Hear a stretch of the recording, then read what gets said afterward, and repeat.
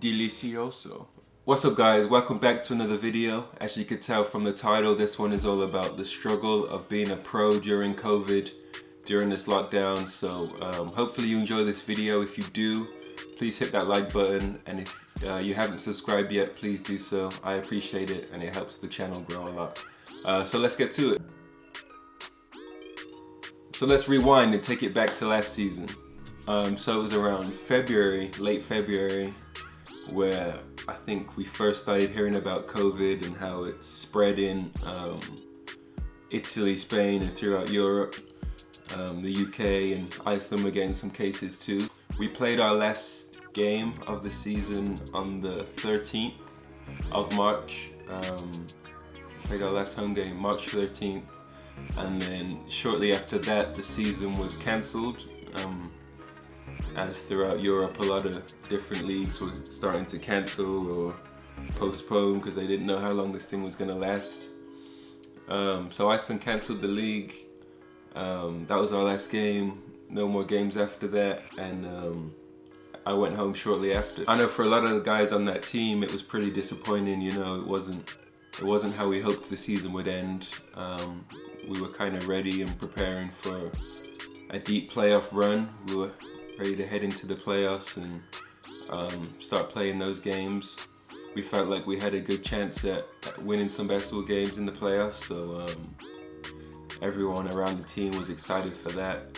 So for the season to just be cut like that was pretty disappointing for a lot of the guys, including myself. So the UK goes into its national lockdown. Of course, nobody at the time knew how long it was going to last for, but restrictions are in place, you know, that doesn't allow people to go to gyms to get their workout in. So as a pro athlete, I was limited in the training that I could do.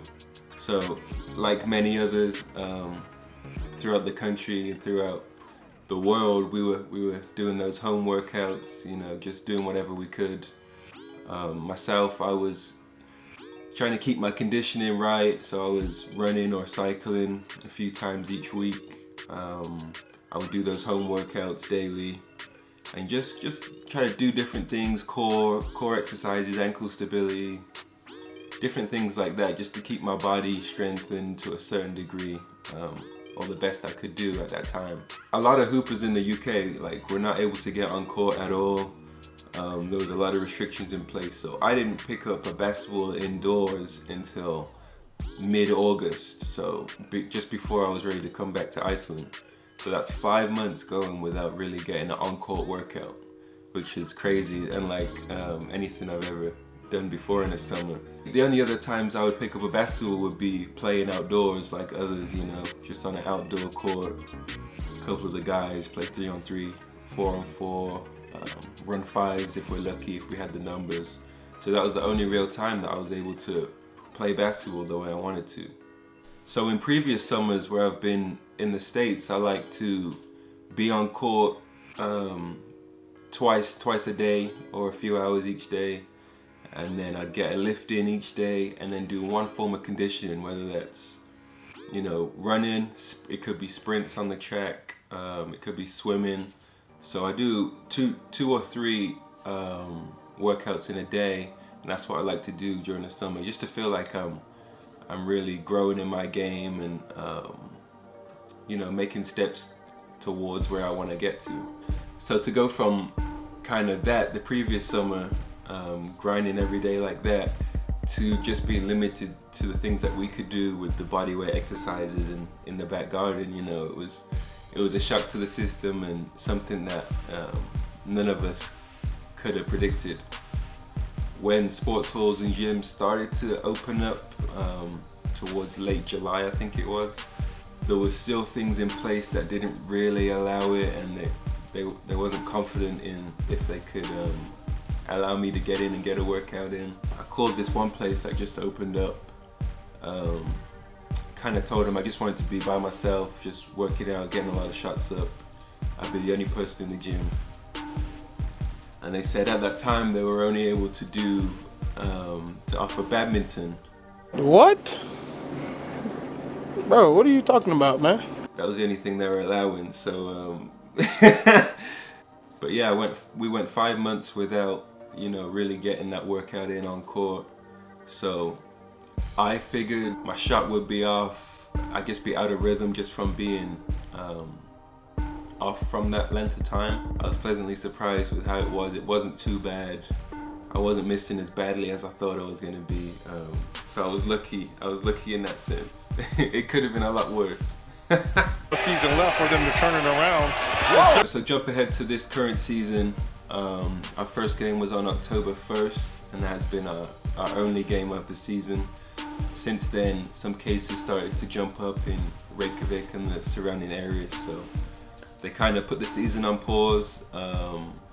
Fortunately, we were able to practice still as a team, get in every day, individual workouts too, so we were lucky enough to do that. As some teams in the league, they weren't able to get in because their gyms, their arenas were closed. The decision was just made to postpone it further, so you know, the government's still not happy with the number of cases throughout the country, so there's tighter restrictions in place, which means we won't be able to practice. Possibly the gym could be closed, so that's at least 2 weeks we will be without practice.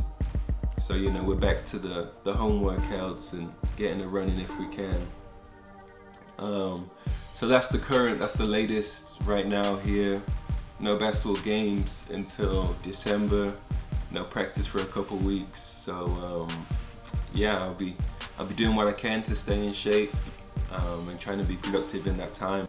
Unfortunately, it's a similar case throughout Europe. You know, a lot of leagues are in the same situation with cases still on the rise. So they're looking to control that in multiple countries, which means, you know, the postponement and cancellation of games for the foreseeable future. Moving forward, I hope that these games can be played, this season can be finished, and it be a safe and successful environment to do so. It can be pretty frustrating not being able to get out on the court, practice, play games, or even just in a general term, pretty frustrating not being able to work, you know, do something that you enjoy doing. You know, I know there's a lot of people out of work right now, so similar situation. Luckily, I'm still here. We're still looking like we're gonna eventually be able to get back to work, get back to practice. So for now, just waiting on that, keeping positive, trying to stay up, and doing anything I can. So without there being practice, I'm gonna try to be as productive as possible, still get my workouts in, you know, still give you guys some good content. I should be going on some kind of Iceland adventure or some kind of touristy type thing, so I'll vlog that hopefully. But let me guys know if you want to see anything else while I have this time. Got no practice, no games, so let me know, reach out to me. Again, thank you for watching. I really appreciate it. Hit that like button for me, subscribe if you haven't, and hopefully I'll see you guys in the next video.